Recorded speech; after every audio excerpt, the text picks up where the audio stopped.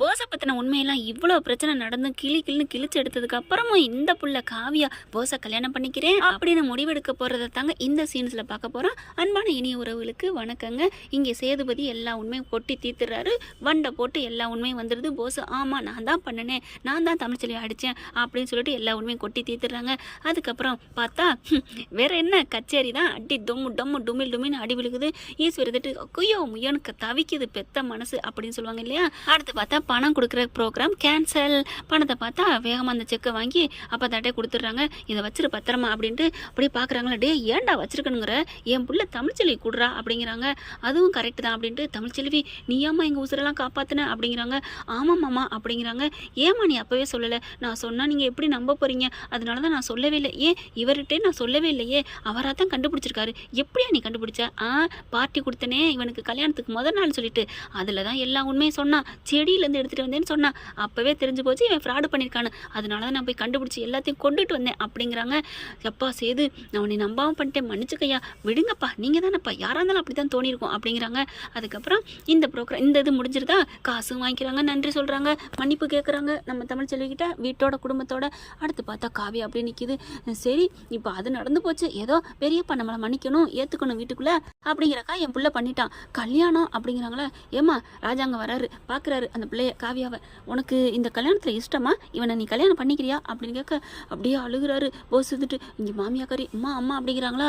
பார்த்தோன்னே எனக்கு சம்மதம் அம்மா அப்படின்னு சொல்ல, என்னது சம்மதமா அப்படி ஈஸ்வரி பார்க்குது. ஆனால் இங்கே தாமரையும் இங்கே அவள் ஆத்தாளு மகளும் சூப்பர் சூப்பர் தன்னாலே நடந்துருச்சேடி ஐயோ ஐயோ அப்படின்னு சந்தோஷப்பட்டுக்கிட்டு இருக்க. காவியா எங்கே கல்யாணத்துக்கு சம்மதிக்க போகிறா அப்படின்னு நினச்சிக்கிட்டு இருக்கல. சம்மதம்னு சொல்லுது. அப்படியே வாயை பழக்கிறாள் ஆத்தாளு மகளும். என்னடி இவ என்ன கூறுகட்டவளாக இருக்கிறா, இப்படி சம்மதிக்கிறா? ஆமாம்மா சரியான கூறுகட்ட குக்கராக இருக்கிறா அப்படிங்க. அங்கிட்டு பார்த்தா அதே வாயை பழக்கிறாங்க ஆச்சரியத்தோட. அம்மா கல்யாணத்துக்கு சம்மதிச்சிட்டாம்மா நம்ம தம்பிய அப்படின்னு. இங்கிட்டு பார்த்தா சித்ராவும் ஈஸ்வரியும் ஆமாடி அப்படின்னு சொல்ல, என்னவா மருமகளே என் தங்க மருமகளே அப்படின்னு. ஏண்டி வீட்டுக்கு வந்து என் கால் செருப்பை கழுவ வைப்பேன் அப்படின்னு சொன்னவன் இன்னைக்கு தங்க மருமகளே அப்படி இப்படிங்குது. 1 கோடி போனா என்ன நமக்கு 1000 கோடி வரப்போகுது அப்படின்னுட்டு பார்க்குறாங்க. ஏம்மா இவனை நீ கட்டிக்கிறியா அப்படின்னு கேட்க காவியா ஆமாப்பா கட்டிக்கிறேன்ப்பா இதில் என்ன இருக்குது, அது ஏதோ இந்த வீட்டுக்குள்ளே வரணுங்கிறக்கா சொல்லிட்டான்னு இப்போ தானே சொன்னார், பரவாயில்ல நான் கல்யாணம் பண்ணிக்கிறேன் அப்படின்னு சொல்ல எல்லாரும் ஆடி போகிறாங்க. அப்படியே ஆனால் முறைக்குது. உண்மையிலே நம்மளை ஏற்றுக்கிற மாதிரி தெரியலையே, இவன் முறைக்கிறாளே ஐயோ அப்படின்னு போஸுக்கு உள்ளார உதறல் எடுக்குது. அடுத்து ராஜாங்க என்ன பண்ணுறாங்க, சரின்னு சொல்லி கல்யாணத்துக்கு ஏற்பாடு பண்ண சொல்கிறாங்க. தொலையுது போ அப்படின்னுட்டு. ஏன்னா அவங்க எம்எல்ஏ பொண்ணு இல்லையா, கல்யாணம் பண்ணிக்கிறேன் சரின்றுச்சு. சன்னாசியும் பார்க்குறாரு, எனக்கு இதில் பிடிக்கவே இல்லைன்னு, எனக்கு இந்த கல்யாணம் பிடிக்கல ஒன்றும் பிடிக்கல அப்படிங்கிறாங்க. சரி விடுடா என்ன பண்ணுறது, அப்போ தான் வந்து கெஞ்சுது. அவன் ஏதோ கெட்டு போய் இப்படி பண்ணிட்டான், இனியாவது அவன் திருந்தட்டுமே, கல்யாணம் ஆகிட்டு நல்லபடியாக வந்துடுவாயா விடுங்கய்யா அப்படிங்கிறாங்க. சரின்னு சொல்லிட்டு எல்லாரும் ஒரு மனதாக கல்யாணம் நடக்குது. தமிழ்ச்செல்வி சவால் விட்டது என்ன, இந்த கல்யாணம் நடக்கக்கூடாதுன்னா இல்லைங்க காசு தர மாட்டேன், அப்படி அதான் உன் கைக்கு கிடைக்க விடாமல் பண்ணுவேன் அதை சொன்னாங்க. அது நிறைவேறிச்சு. அதுக்கப்புறம் சபை கலைஞ்சிருது, கல்யாணம் முடிஞ்சிருதுங்க. அப்படியே பார்க்குறாங்க காவியா முறைச்சு ஐயோ என்ன இவ இப்படி முறைக்கிறாளே அப்படின்ட்டு. அப்புறம் பார்த்தா எல்லாம் சாப்பாடு நடக்குது. இங்கே தமிழ்ச்செல்வியை கூட்டிகிட்டு போயிடுறாரு, தனியாக கூட்டிகிட்டு போய் ரூம்குள்ளே வச்சு சும்மா கட்டி பிடிச்சி முத்தத்தோட முத்தம் பதிக்கிறாரு. மாமா என்னாச்சு அப்படிங்கல. தமிழ்ச்செல்வி நான் எவ்வளோ ஆசையாக வந்தேன் தெரியுமா, என் பொண்டாட்டி அப்பா உயிரை காப்பாற்றிருக்கா, இது தெரியாமல் நான் அவளை தண்டிச்சிருந்தேன், ஐயோ கேஸ் போட்டனே, நான் எவ்வளோ வருத்தப்பட்டேன் தெரியுமா. தமிழ்ச்செல்வி உனக்கா நான் என்ன வேணாலும் பண்ணுவேன்னு இறுக்கிய கட்டி பிடிச்சி அழுகிறாரு. என்னை மன்னிச்சிருன்னு படாருன்னு காலில் விழுகிறாரு. ஐயோ மாமா அப்படின்னு விடுங்க எந்திரிங்க, அதெல்லாம் முடியாது, நீ என்னை மன்னிச்சிருன்னு சொல்லுன்னு காலில் விழுந்து அழுக. ஐயோ எந்திரிங்க மாமா அப்படிங்கிறாங்க.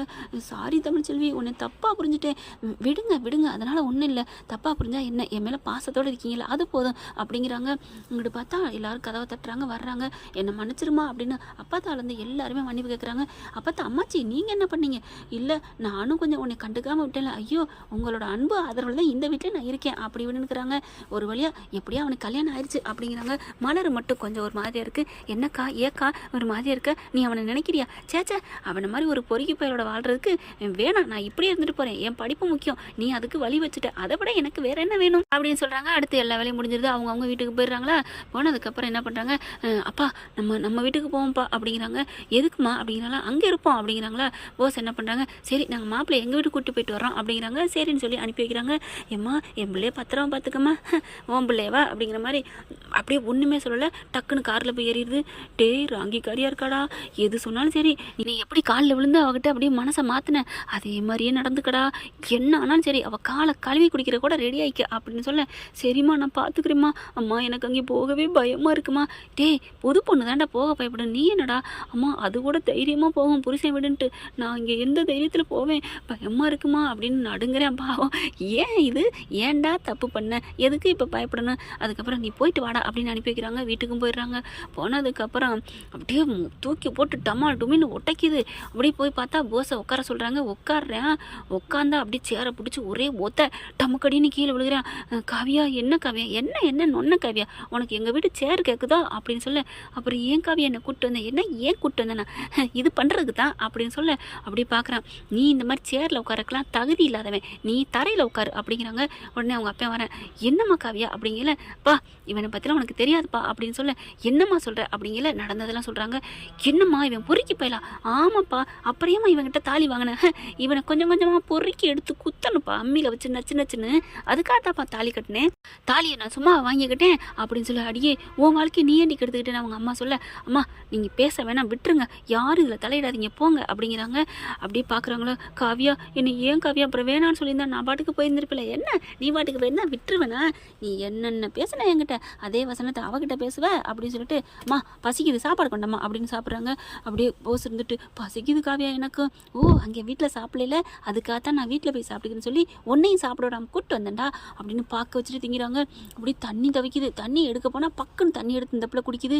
காவியா தண்ணியாவது, தண்ணியும் இல்லை கிண்ணியும் இல்லை, ஒரு நாள் இன்னைக்கு பூரா நீ பட்னி கடை அப்படிங்கிறாங்க. பார்க்குறேன், ஐயோ இங்கே வந்து ஒன்றும் இல்லாமல் போச்சே அப்படின்னுட்டு போய் ரூம்குள்ளே போய் உட்காந்துருக்கான். இந்த பிள்ளை என்ன பண்ணுது, நல்லா ஹாயாக எல்லா வேலையும் முடிச்சுட்டு வருது. என்ன கட்டில் உட்காந்துருக்குற, இல்லை காவியா அது வந்து காவியா உனக்கு கட்டில் ஒன்று கேடா இறங்குடா அப்படின்னு சொல்ல, அப்படியே உட்காந்துருக்கேன். இறங்குறியா என்ன அப்படின்னு சொல்லிட்டு அப்படியே தள்ளி விடுது, டமான்னு கீழே விழுகிறான். என்ன காவியா இப்படிலாம் தள்ளி விடுற, ஆமாம் என்ன நினச்சிட்டு இருக்க, என் வீட்டில் யாரும் கேட்டு வர மாட்டாங்க, அதனால அப்படின்னு வாயில் விரலை வச்சு அப்படியே கிடக்கணும் மூடிக்கிட்டு அப்படிங்கிற மாதிரி பேசுகிறாங்க. அப்படியே அழுகிறேன் உட்காந்துக்கிட்டு, எத்தனை பொண்ணுங்களை நம்ம கொடுமைப்படுத்தினோம், அப்படியே மலர் கெஞ்சிச்சு பார்த்தீங்களா, என்னை விட்டுட்டு போயிடாதீங்க என்னை விட்டு போயிடாதீங்கன்னு, அதே மாதிரி அழுகுறாங்க. சே நம்ம ஆண்டவன் நமக்கு நின்று கொள்ளுதே தெய்வம் அப்படின்னு நினைக்கிறாங்க. என்ன பார்க்குற, என்கிட்ட என்னை தொட்டு வாழலாம்னு நினச்சி வந்தியா, உனக்கு இருக்குடா கச்சேரி அப்படின்னு சொல்லிட்டு அப்படியே மேலே போய் படுத்துக்கிறாங்க. நீ அப்படியே தான் உட்காந்து தூங்கணும் அப்படின்னு சொல்லிட்டு படுக்கிறாங்க. ஆனால் கொஞ்ச நேரத்தில் போஸ் என்ன பண்ணுறான், அப்படியே தூக்கம் வந்து தலையை சாக்கிறான். எந்திரி அப்படின்னு சொல்ல, யார் உன்னை படுக்க சொன்னது, உன்னை உட்கார சொல்லிட்டு தூங்க சொன்னேன், என்ன நினச்சிட்டு இருக்க, இல்லை காவியா அது வந்து இங்கே பார், நீ மட்டும் உட்காந்துட்டே தூங்கலைன்னு வச்சுக்க, ஏன் தரன்னு இழுத்துட்டு போயிரு, உங்கள் ராஜாங்க பெரியப்பா இருக்கார்ல அவர்கிட்டே போய் எல்லா உண்மையும் சொல்லிட்டு வந்துடுவேன், சொல்லட்டுமா உன் தங்கச்சி பொண்ணை இந்த மாதிரி பண்ணாண்டு, ஐயோ காவியா சொல்லிடாத காவியா அப்படின்னு சொல்லிட்டு அழுகுறாங்க. பாவம்னு சொல்லக்கூடாது தான். பார்க்குறாங்க. அப்படி காவியா போயிட்டு அப்படியே ஜாலியாக கால் மேலே கால் ஆட்டிக்கிட்டு பாட்டு கேட்டுக்கிட்டு இருக்கு.